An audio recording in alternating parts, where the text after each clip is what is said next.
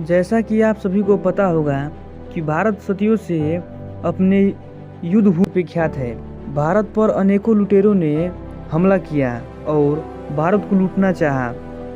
ठीक उसी प्रकार सिकंदर, जो मध्य एशिया का रहने वाला था, उसने सन 326 ईसा पूर्व में भारत पर उत्तरी सीमाओं से घुसने की कोशिश किया।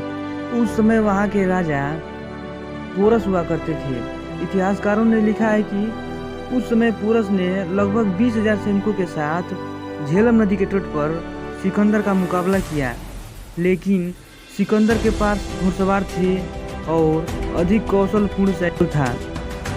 लेकिन भारतीय राजाओं के पास हथियार भी अत्यधिक मात्रा में नहीं थी और उस समय घोड़ों की कमी थी और हाथियों द्वारा ही युद्ध लड़ा जाता था। वही हाथियाँ उस युद्ध में घातक साबित हुई, जिससे सैनिकों में भगदड़ मच गई और हाथियाँ उल्टी पांव भागने लगी, जिससे सैनिक भी कुचले गए और सैनिक मारे गए। उस युद्ध में राजा पोरस की हार हुई और दोनों ने समझौता की कोशिश किया।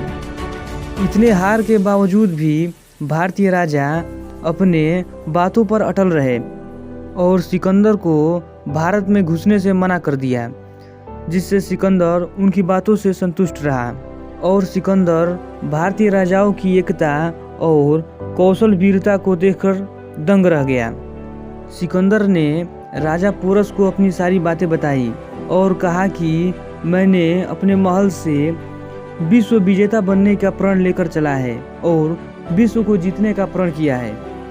उस वक्त सिकंदर की आयु मात्र 23 वर्ष थी और ये बातें बताकर सिकंदर झेलम नदी के तट से ही वापस लौट गया।